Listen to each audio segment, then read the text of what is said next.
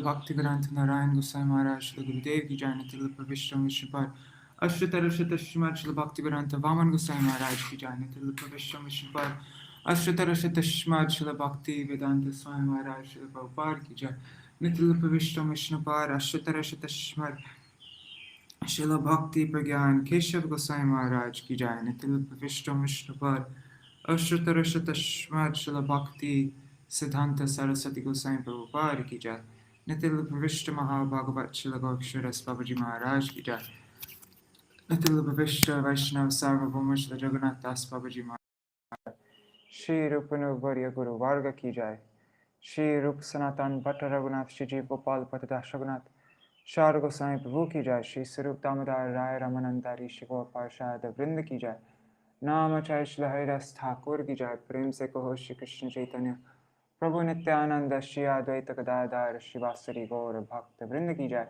Shiksheta Mandala Gaura Mandala Braja Mandala Mathura Vrindavan Dham Ki Jai Sarva Abhishta Bhadata Giriraj Maharaj Ki Jai Shri Radha Kun Shama Kuni Managanga Tulsi Bhakti Devi Ki Jai Shri Harinam Sankirtan Ki Jai Ananta Koti Vaishnava Vrinda Ki Jai Samagata Gaura Bhakta Vrinda Ki Jai Grantha Raj Śrīmad-Bhāgavatam Ki Jai Shnitai Gaura Premanande Hari Hari Bo Dandavat Pranamaskar Garaji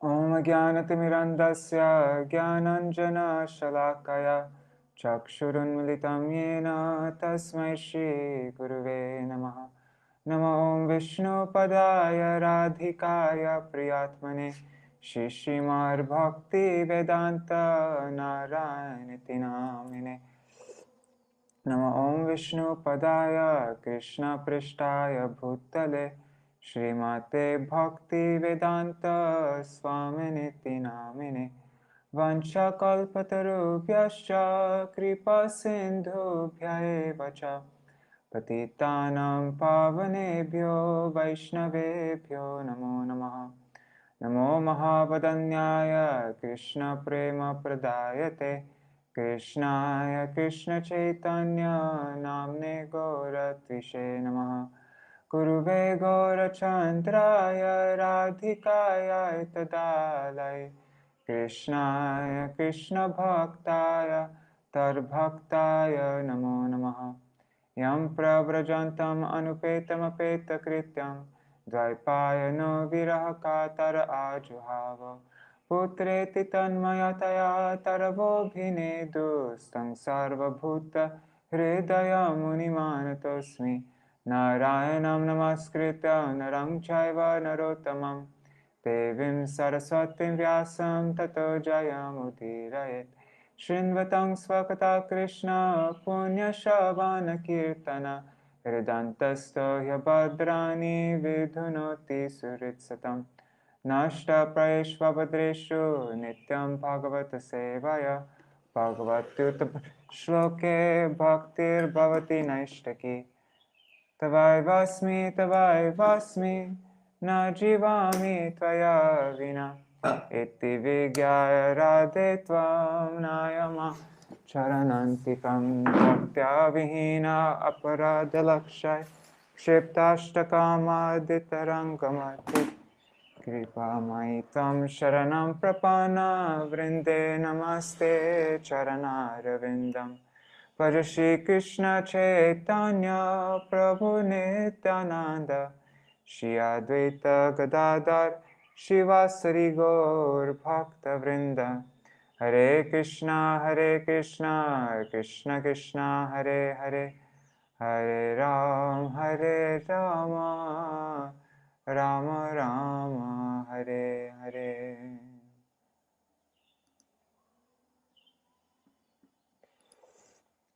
Dandavat pranams Indira Mataji.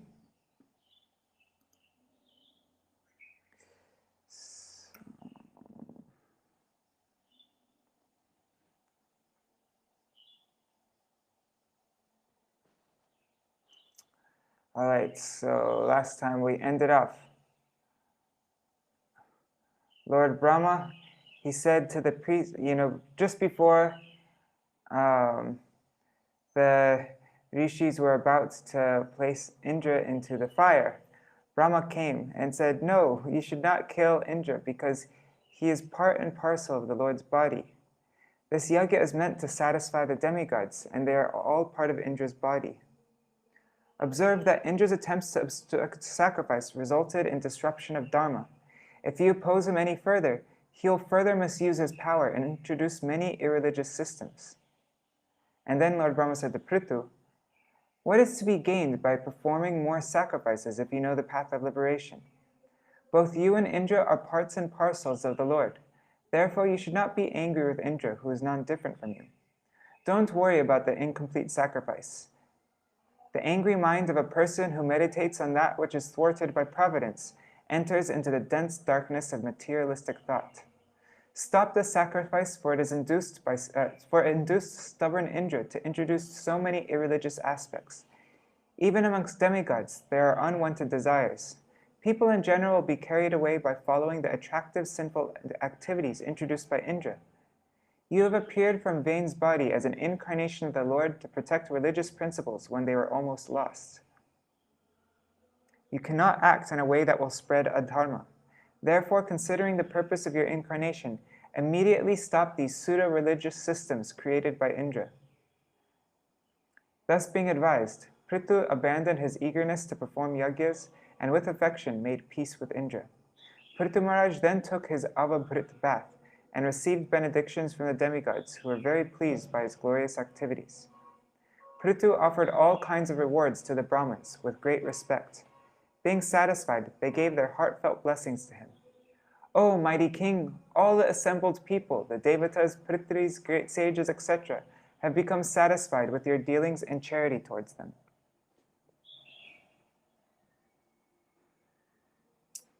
Okay, and then this is what we read yesterday.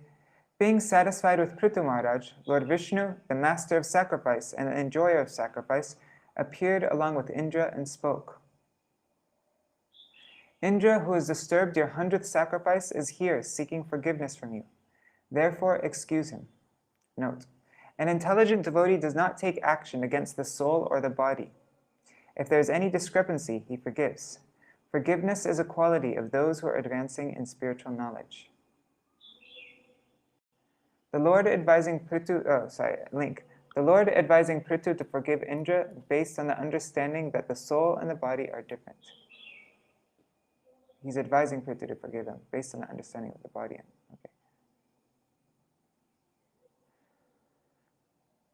Okay. Intelligent devotees who are inclined to welfare activities and the best among humans are never malicious towards others because they know that the body is different from the soul.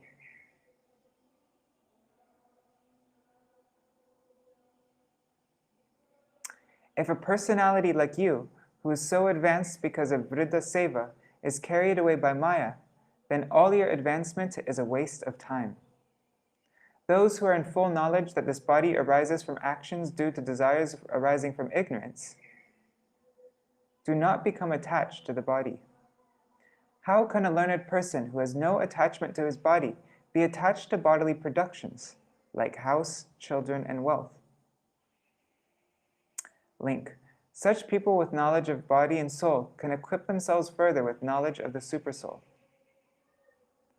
And I guess these are the 9 qualities of the Supersoul. The Supersoul is one, whereas the conditioned soul is unlimited. Supersoul is pure, whereas the conditioned soul is impure. Supersoul is self-effulgent, but the conditioned soul is not self-effulgent. Supersoul is without any material qualities, but conditioned soul is controlled by the material modes. The Supersoul is a reservoir of good qualities, and the conditioned soul is encaged in material qualities. Supersoul is able to go everywhere, whereas the conditioned soul is not. The Supersoul is uncovered by matter, whereas the conditioned soul, is covered by it. The Supersoul is a witness of all activities, whereas this conditioned soul is not. The Supersoul is independent, and the conditioned soul is dependent on the Supersoul. And the Supersoul is transcendental. The result of knowledge of Paramatma, one is affected by the material modes, though he is situated in the body. Link. Having realized this, then one practices Bhakti Mishra Gyan, Swadharmena.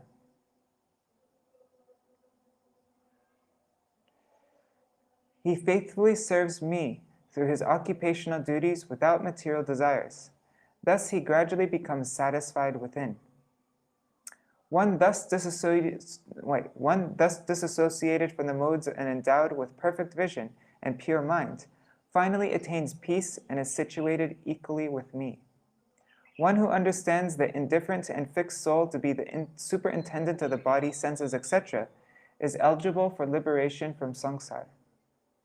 Link. How can the jiva be free of birth and death simply by being indifferent to the body and senses while supervising them? How can we free? Yeah. The devotee's equanimity. The material world operates due to the interaction of the modes. Knowing the soul to be different from its gross and subtle bodies and being connected with me in intense friendship, my devotees are never agitated by happiness and distress. Note, Gyanis become free of samsara by striving for it by Bhakti Mishra Gyan. But devotees, by their pure bhakti, develop detachment, and even without striving for freedom from samsara, attain that result. This is due to their being bound to the Lord by loving friendship. Link. Since you are bound to me by affection, you should follow my orders. And now, verse 13, this is what we finished with. The Lord instructs Pṛthu. Treat higher, intermediate, and lower entities with equality. Be equipoised in happiness and distress. Control your mind and senses, and protect your citizens. Why should the king protect his citizens? Let's find out. Okay, let me open this up.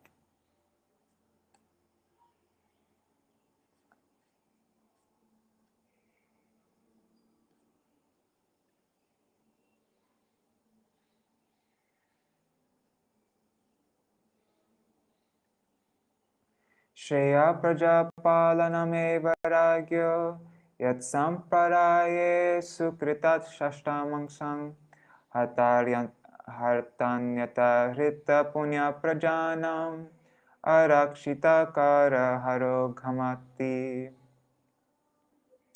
To give protection to the general mass of people who are citizens of the state is the prescribed occupational duty for a king. By acting in that way, the king in his next life shares 1/6 of the result of the pious activities of the citizens.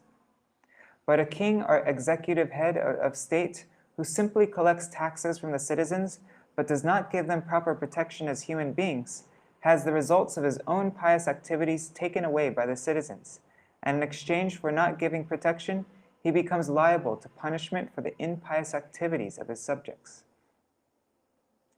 Wow, that's a pretty heavy responsibility. Purport by Srila Prabhupada.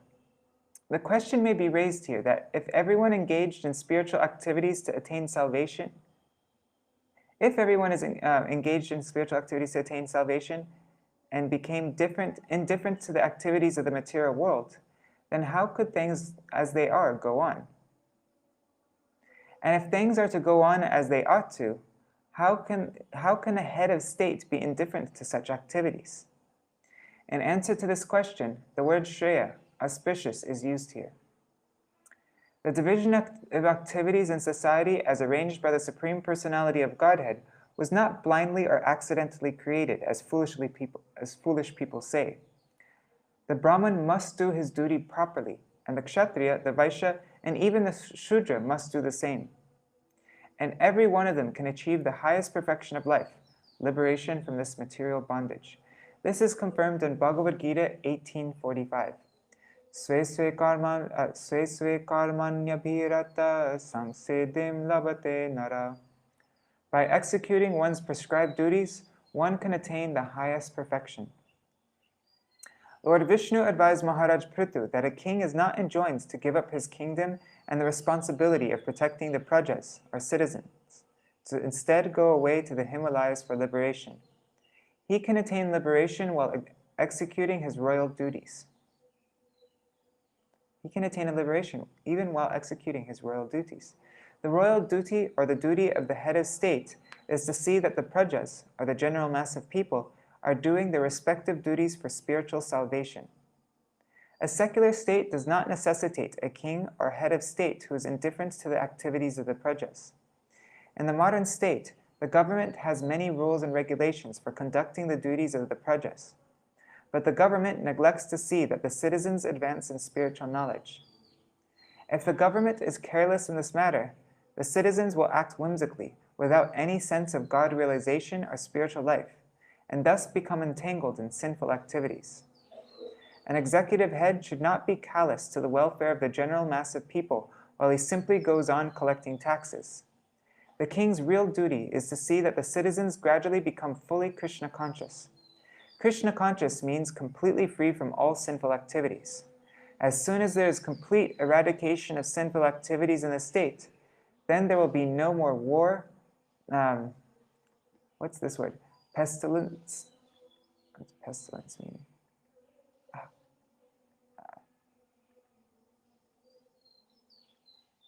Anyways, my dictionary is not opening up. Anyways, there'll be no more war, pestilence, famine, or natural disturbances. This was actually prevailing during the reign of Maharaj Yudhishthira. If a king or head of the government is able to introduce the citizens to become Krishna conscious, then he is worthy to rule over the mass of people. Otherwise, he has no right to levy taxes. If the king looks after the spiritual interests of the citizens, he can levy taxes without difficulties. In this way, both the subjects and the king will be very happy during this life. And in the next life, the king will be able to share 1/6 of the pious activities of the citizens. Otherwise, by levying taxes on the sinful citizens, he will have to share the reactions of their sinful activities. Man, that's heavy. I guess that applies to everybody in the government. They all have to share in the reactions for all the sinful activities of the... This same principle can be applied to parents and spiritual masters as well. If parents simply give birth to children like cats and dogs, but cannot save their children from imminent death, they become responsible for the activities of their animalistic children. Lately, such children are turning into hippies. Similarly, if a spiritual master cannot direct his disciples to become free of sinful activities, he becomes responsible for their sinful acts. These subtle laws of nature are unknown to the present leaders of society. Since the leaders of society have a poor fund of knowledge and the citizens in general are rogues and thieves, there cannot be an auspicious situation for human society. At the present moment, the whole world is full of such incompatible combination of state and citizens, and therefore there is constant tension, war, and anxiety as an inevitable result of such social conditions. Evam dvijagranu vritta dharma pradhanun yatama vitasya rasvena kalena grihopayatan drashtasi siddhan anurakta loka. Lord Viṣṇu continued, "My dear King Pṛthu, if you continue to protect the citizens according to the instructions of learned Brahman authorities, as they are received in disciplic succession, by hearing, from master to disciple, oh God, let me reread that.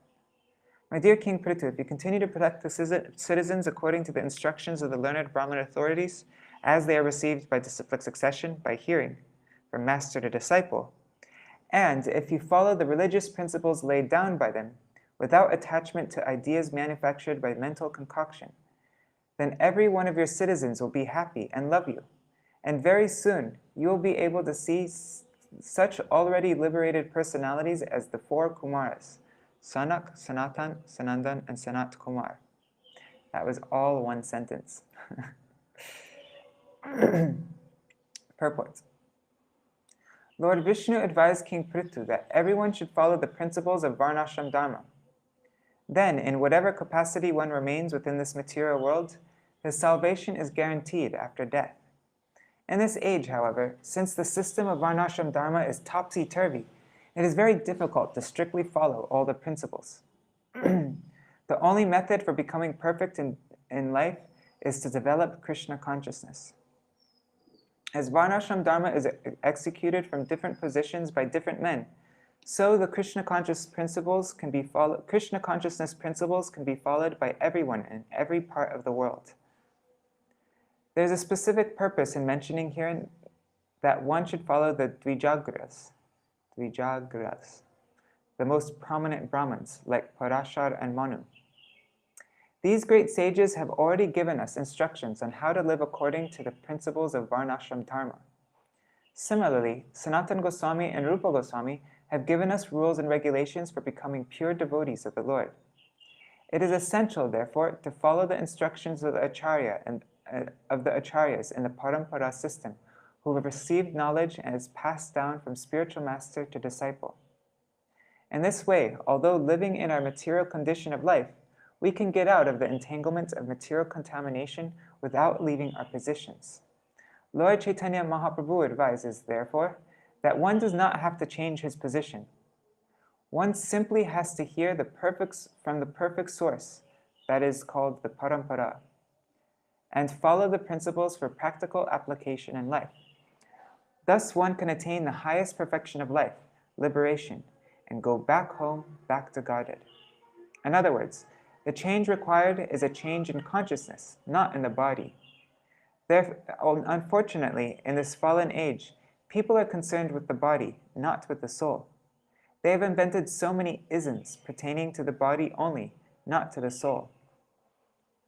In the modern age of democracy, there are so many government representatives voting for legislation. Every day they bring out a new law. But because these laws are only mental concoctions manufactured by inexperienced conditioned souls, they cannot give relief to human society. Formerly, although kings were autocrats, they strictly followed the principles laid down by the great sages and saintly persons. There were no mistakes in ruling over the country, and everything went perfectly. The citizens were completely pious. The king levied taxes legitimately, and therefore the situation was very happy.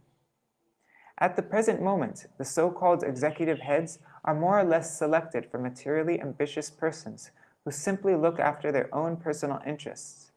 They have no knowledge of the Shastras. In other words, the executive heads are fools and rascals in the strict sense of the terms. And the people in general are Shudras. This combination of fools and rascals and Shudras cannot bring about peace and prosperity in this world. Therefore, we find periodic upheavals in society in the forms of battles, communal riots, and fratricidal, can't say that word. That means between family members, right? Fratricidal quarrels. Under these circumstances, not only are the leaders unable to lead people toward liberation, but they cannot even give them peace of mind. In Bhagavad Gita, it is stated that anyone who lives on concocted ideas without reference to the Shastras never becomes successful and does not attain happiness or liberation after death.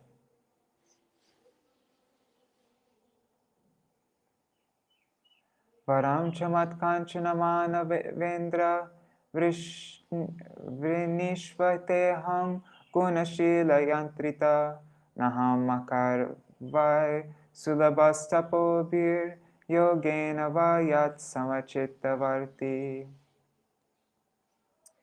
My dear king, I am very captivated by your elevated qualities and excellent behavior, and thus I am very favorably inclined toward you. You may therefore ask from me any benediction you like. One who does not possess elevated qualities and behavior cannot possibly achieve my favor simply by performance of sacrifices, severe austerities, or mystic yoga. But I always remain equipoised in the heart of one who is also equipoised in all circumstances. Purport. Lord Viṣṇu was very pleased with Maharaj Pṛthu's good character and behavior and offered him a benediction. The Lord openly says that performing great sacrifices or undergoing the austerities of mystic yoga practice cannot satisfy him. He is pleased only by the elevated character and behavior. But these cannot develop unless one becomes a pure devotee of the Lord. Anyone who has developed unalloyed, unflinching devotional service unto the Lord develops his original good qualities as spirit soul. The spirit soul, as part and parcel of the Supreme Personality of Godhead, has all the good qualities of the Lord. When the spirit soul is contaminated by the material modes of nature, one is considered good or bad with reference to the material qualities. But when one is transcendental to all material qualities, all the good qualities come out. These qualities of a devotee, 26 in number, are listed as follows. A devotee is kind to everyone, does not quarrel with anyone.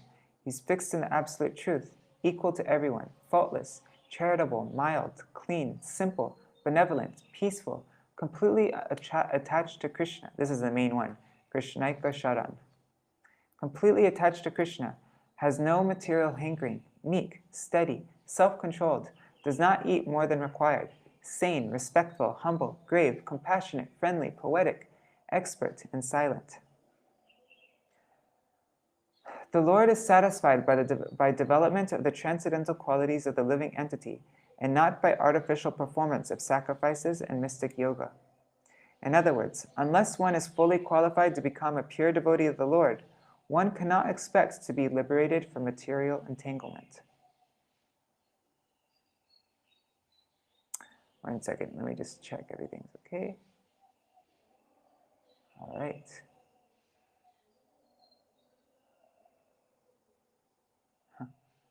Hari Om. Okay. Maitre uvacha saitam loka guruna vishvakshenena vishvajit anushasita adesham shirasa jagrihe hare. The great saint Maitreya continued, "My dear Vidura, in this way, Maharaj Pṛthu, the conqueror of the entire world, accepted the instructions of the Supreme Personality of Godhead on his head." Purport. One should accept the instructions of the Supreme Personality of Godhead by bowing down at the lotus feet of the Lord. This means that anything spoken by the Personality of Godhead should be taken as it is, with great care and attention, and with great respect. It is not our business to amend the words of the Supreme Personality of Godhead or make additions or alterations, as it has become custom for so many so-called scholars and swamis who comment on the words of Bhagavad Gita. Here, the practical example of how to accept the instruction of the Supreme Personality of Godhead is shown by Pṛthu Mahārāja. This is the way to receive knowledge through the parampara system. Sprishantam padayo premna vriditam svena karmana shatakratum parishvajya vidvesham visasarjaha. As King Indra was standing by, he became ashamed of his own activities and fell down before King Pṛthu to touch his lotus feet. But Pṛthu Mahārāja immediately embraced him in great ecstasy and gave up all envy against him for his having stolen the horse meant for sacrifice. Purport. There are many cases in which a person becomes an offender to the lotus feet of a Vaishnava and later becomes repentant. Starting on the 15th, we're going to read a book all on this topic of offenders to the lotus feet of the Vaishnavas and how they later become repentant by Srila Bhakti-Pramod Puri Goswami Maharaj, called The Heart of Krishna. Here we also find that although the king of heaven, Indra, was so powerful that he accompanied Lord Viṣṇu, he felt himself a great offender for stealing Pṛthu Mahārāja's horse that was meant for sacrifice. An offender at the lotus feet of a Vaishnava is never excused by the Supreme Personality of Godhead. There are many instances illustrating this fact. Ambarish Maharaj was offended by Durvasa Muni, a great sage and mystic yogi, and Durvasa had also had to fall down at the lotus feet of Ambarish Maharaj. But Srila Prabhupada doesn't mean it as Ambarish Maharaj felt offended. It means that Durvasa Muni offended like he made an offense to Ambarish Maharaj. But Ambarish Maharaj didn't take offense. Indra decided to fall down at the lotus feet of King Pṛthu, but the king was so magnanimous of Vaishnav that he did not want Maharaj Indra to fall down at his feet. Instead, King Pṛthu immediately picked him up and embraced him, and both of them forgot all the past incidents. Both King Indra and Maharaj Pṛthu were envious and angry of each other. But since both of them were Vaishnavas, or servants of Lord Viṣṇu, it was their duty to adjust the cause of their envy. This is also a first-class example of cooperative behavior between Vaishnavas. In the present days, however, because people are not Vaishnavas, they fight perpetually among one another and are vanquished without finishing the mission of human life. There is a great need to propagate the Krishna consciousness movement in the world, so that even though people sometimes become angry and malicious toward one another, because of their being Krishna conscious, such rivalry, competition, and envy can be adjusted without difficulty. Bhagavan Atta Vishvatma Pṛthu no Pahritarhana Samujihanaya Bhaktya Grihita Charanam Puja. King Pṛthu abundantly worshipped the lotus feet of the Supreme Personality of Godhead, who was so merciful to him. While worshipping the lotus feet of the Lord, Pṛthu Mahārāja gradually increased his ecstasy in devotional service. Purport: when various ecstasies appear in the body of a devotee, it is to be understood that his devotional service has become perfect. There are many types of transcendental ecstasies in the forms of crying, laughing, perspiring, falling down, and crying like a madman. All these symptoms are sometimes visible on the body of a devotee. They are called Ashta Sattvik Vikar, which means 8 kinds of transcendental transformations. They are never to be imitated, but when a devotee actually becomes perfect, these symptoms are visible on his body.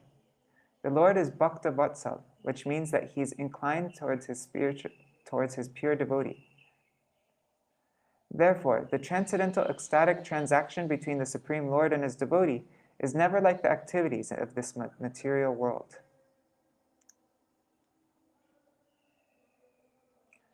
Prasthana bhimukopyenam anugraha vilambita Pashyan parma palakshaksho na prataste suhrit satam. The Lord was just about to leave, but because he was so greatly inclined toward the behavior of King Pṛthu, he did not depart. Seeing the behavior of Maharaj Pṛthu with his lotus eyes, he was detained because he is always the well-wisher of his devotees. The Lord was detained because he is always the well-wisher of the devotees. Purport: here the words Suhrit Satam are very significant. The Supreme Personality of Godhead is always very inclined toward his devotee, and is always thinking of the devotee's well-being. This is not partiality. As stated in Bhagavad Gita, the Lord is equal to everyone, samoham sarvabhuteshu. But to one who particularly engages in his service, he is very much inclined. In another place, the Lord says that a devotee always exists in his heart, and he also exists always in the heart of the devotee. The special inclination of the Supreme Personality of Godhead for his pure devotee is not unnatural, nor is it partiality. For example, sometimes a father has several children, but he has special affection for one child who is very much inclined toward him. This is explained in Bhagavad Gita 10:10. Tesham satata yuktanam bhajatam pratipurvakam tadami buddhiyogam tam yena mam upayanti te. Those who constantly engage in the devotional service of the Lord in love and affection are directly in contact with the Supreme Personality of Godhead sitting as the Supersoul in everyone's heart. The Lord is not far away from the devotee. He is always in heart, but only the devotee can realize the Lord's presence, and thus he is directly connected, and he takes instruction from the Lord at every moment. Therefore, there is no chance of a devotee's being in error, nor is there any partiality on the part of the Lord for his pure devotees. Sa'adirajo rachitanjalir harim vilokitum nashakarashulochana nakinchano vacha sabhashpa viklavo hridopaguhya mum adad avastita. The original king, Maharaj Pṛthu, his eyes full of tears and his voice faltering and choked up, could neither see the Lord very distinctly nor speak to address the Lord in any way. He simply embraced the Lord within his heart and remained standing in that way with folded hands. Purport. Just as Krishna is addressed in the Brahma Samhita as Adi Purush, the original personality, so King Pṛthu, being an empowered incarnation of the Lord, is referred to in this verse as Adi Raja, the original or ideal king. He was a great devotee, and at the same time a great hero who conquered over all undesirable elements in his kingdom.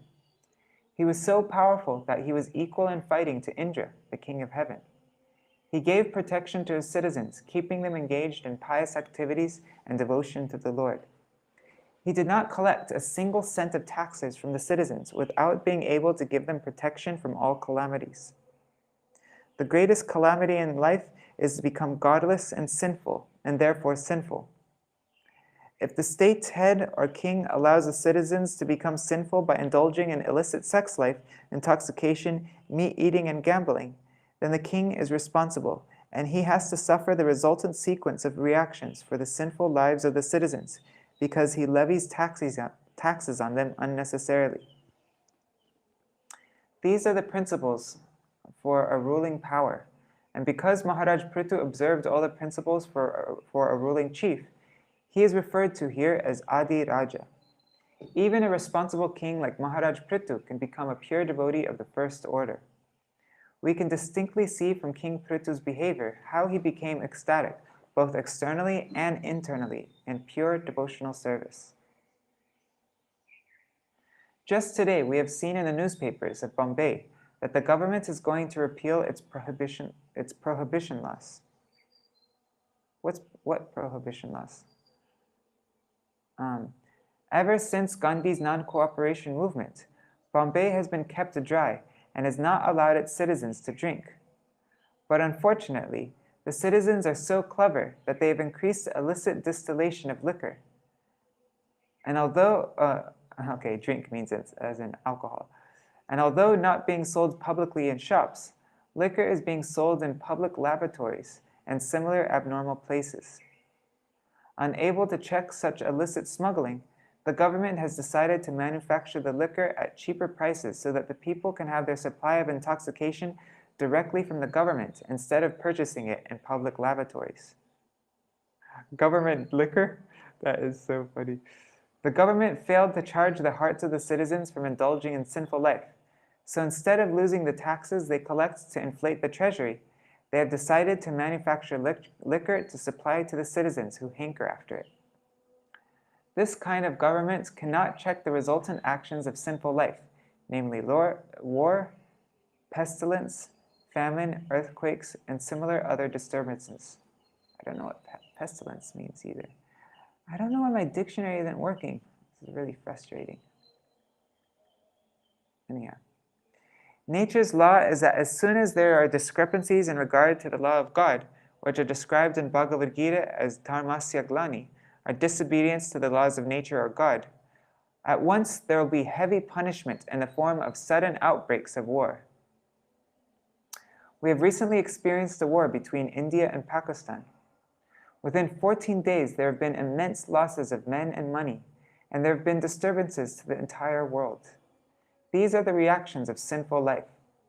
The Krishna consciousness movement is meant to make people pure and perfect. If we become even partially pure, as described in the Bhāgavatam, Nashta Prayesh Vabhadreshu, by the development of Krishna consciousness, then lust and greed, the material diseases of the citizens, will be reduced. This can be made possible simply by broadcasting the pure message of Śrīmad-Bhāgavatam, our Krishna consciousness. Big commercial and industrial firms have contributed many thousands of rupees to a defense fund that burns the money in the form of gunpowder. But unfortunately, if they are asked to contribute liberally, to advance the Krishna consciousness movement, they are reluctant. Under the circumstances, the world will periodically suffer from such upsurges and outbreaks of war, which are the consequences of not being Krishna conscious. Attavamrijashu kalavilokayam. 1 second, I need to clear my throat. Atriptadrigo charamaha purusham padasprishantam kshitimang angsa unnate vinyasta hastagram uranga vidvisha. The Supreme Personality of Godhead stood with his lotus feet almost touching the ground while he rested. What? He stood with his lotus feet almost touching the ground while he rested the front of his hand on the raised shoulder of Garuda, the enemy of the snakes. Maharaj Pṛthu, wiping the tears from his eyes, tried to look upon the Lord, but it appeared that the king was not fully satisfied by looking at him. Thus the king offered the following prayers. Purport. The significant point in this verse is that the Lord was standing above the ground, almost touching it. The residents of the upper planetary systems, beginning from Brahmaloka, the planet where Lord Brahma lives, down to Svargaloka, the heavenly planet of Indra, are so advanced in spiritual life that when they come to visit this or similar other lower planetary systems, they keep their weightlessness. This means that they can stand without touching the ground. Lord Viṣṇu is the Supreme Personality of Godhead, but because he lives in one of the planetary systems within this universe, he sometimes plays as if one of the demigods of this universe. When he first appeared before Pṛthu Mahārāja, he was not touching the ground of this earth. But when he was fully satisfied with the behavior and character of Maharaj Pṛthu, he immediately acted as the Supreme Personality of Godhead Narayan from Vaikuntha. Out of affection for Pṛthu Mahārāja, he touched the earth, but he rested the front of his hand on the raised shoulder of Garuda, his carrier, as if to prevent himself from falling down, since the Lord is not accustomed to stand on earthly ground. These are all the symptoms of his great affection for Pṛthu Mahārāja. Perceiving his fortunate position, Pṛthu Mahārāja could not fully look upon the Lord due to ecstasy, but still, in a faltering voice, he began to offer prayers. What verse are we reading up to?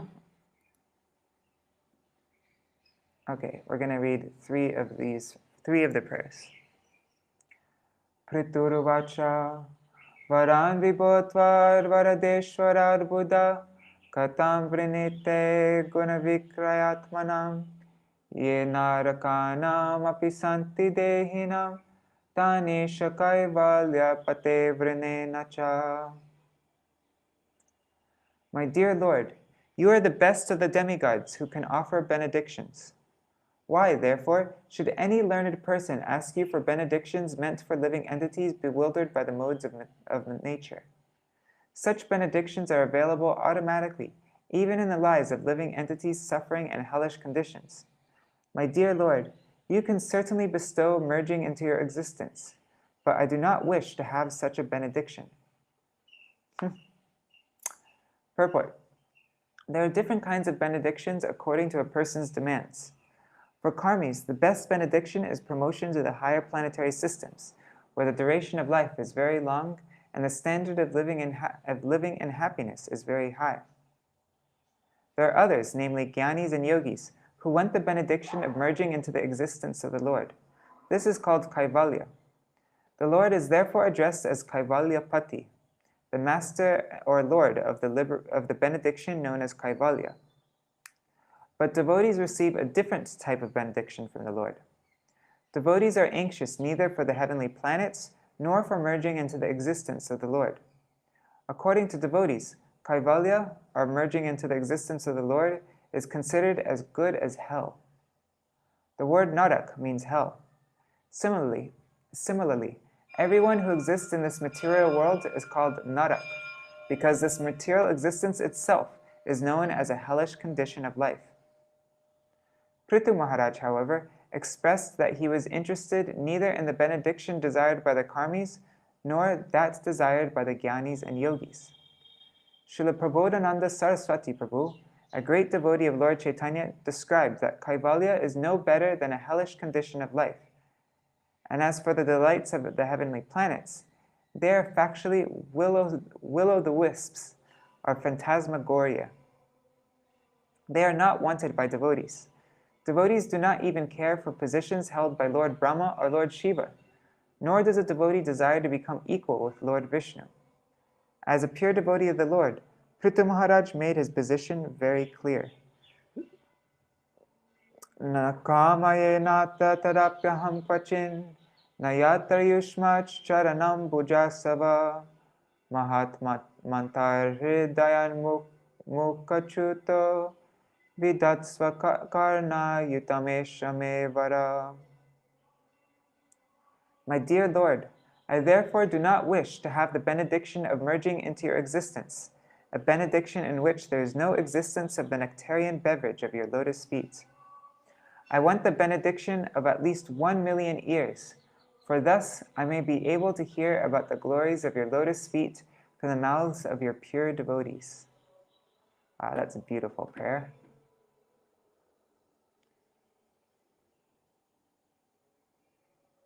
Purport.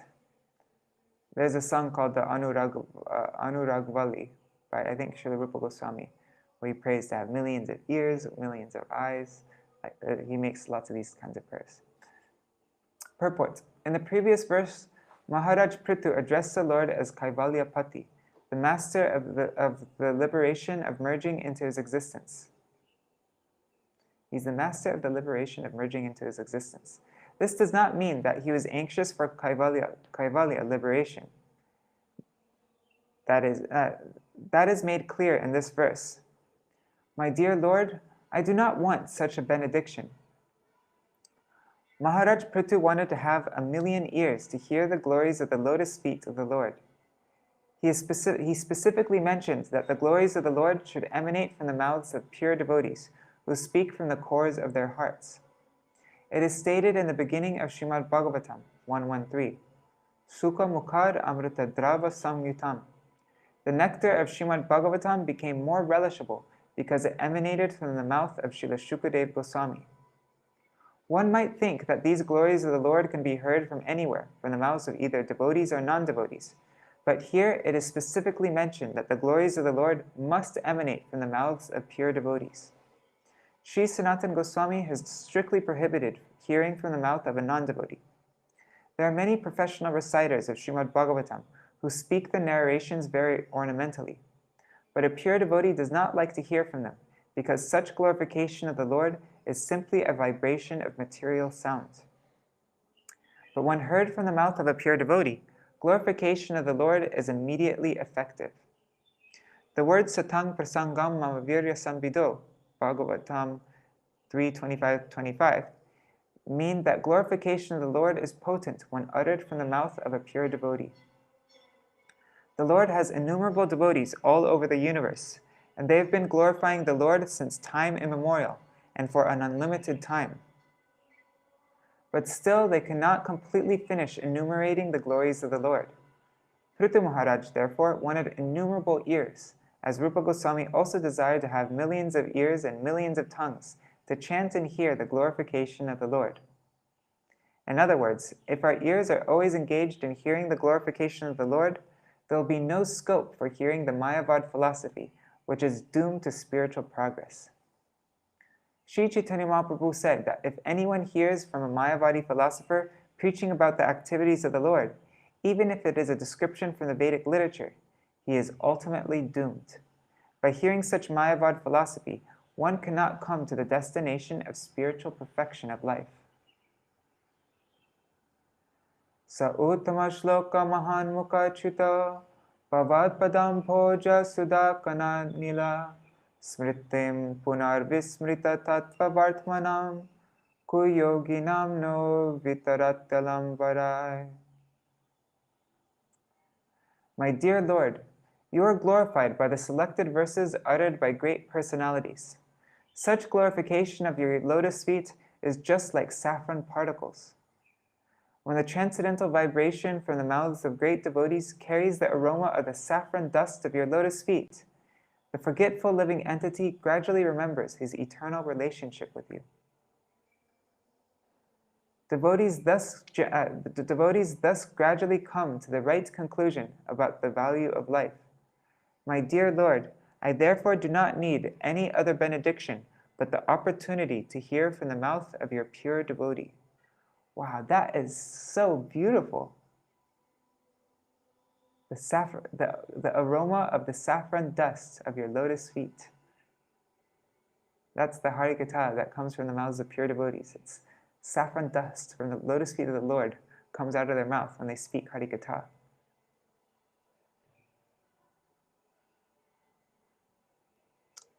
Wow, I love that one. Purport. It is explained in the previous verse that one has to hear the glorification of the Lord from the mouth of a pure devotee. This is further explained here. The transcendental vibration from the mouth of a pure devotee is so powerful that it can revive the living entity's memory of his eternal relationship with the Supreme Personality of Godhead. In our material existence, under the influence of illusory Maya, we have almost forgotten our eternal relationship with the Lord, exactly like a man sleeping very deeply who forgets his duties. In the Vedas, it is said that every one of us is sleeping under the influence of Maya. We must get up from this slumber and engage in the right service, for thus we can properly utilize the facility of this human form of life. As expressed in a song by Thakur Bhakti Vinod, Lord Chaitanya says, Jeev Jago, Jeev Jago. The Lord asks every sleeping living entity to get up and engage in devotional service so that his mission in this human form of life may be fulfilled. This awakening voice comes through the mouth of a pure devotee. A pure devotee always engages in the service of the Lord, taking shelter of his lotus feet, and therefore he has a direct connection with the saffron mercy particles that are strewn all over the lotus feet of the Lord. Although when a pure devotee speaks, the articulation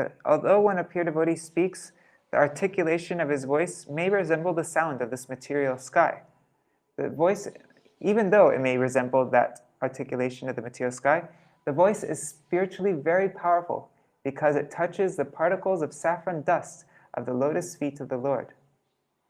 As soon as a sleeping living entity hears the powerful voice emanating from the mouth of a pure devotee, he immediately remembers his eternal relationship with the Lord, although up until that moment he had forgotten everything.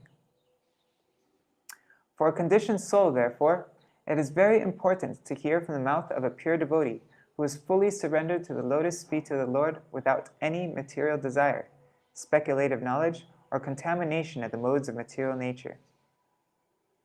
Every one of us is a kuyogi because we have engaged in the service of this material world, forgetting our eternal relationship with the Lord as eternal loving servants. It is our duty to rise from the Kuyoga platform to become Suyogis, perfect mystics. The process of hearing from a pure devotee is recommended in all Vedic scriptures, especially by Lord Chaitanya Mahaprabhu. One may stay in his position of life. It does not matter what it is. But if one hears from the mouth of a pure devotee, he gradually comes to the understanding of his relationship with the Lord and thus engages in his loving service, and his life becomes completely perfect. Therefore, this process of hearing from the mouth of a pure devotee is very important for making progress in the line of spiritual understanding. Wait, did I say that I was going to read up to verse 26? I did. Okay, so this is the last verse. Is it 8 o'clock yet? It's almost 8 o'clock. Oh, there's 2 minutes. How long is this purport? Let's just do it, huh? We'll be 2 minutes over time, I think. Yasha Shivam Sushava Arya Sangame Yadrichaya Chopa Shrenoti Te Sakrit Katam Guno Gyo Viramer Vina Pashum Shiryat Pravavri. Actually, I'm going to end right here because that was a really nice verse to end with. And tomorrow, we only have 5,000 words to read. And today we read almost 6,500. So, yeah.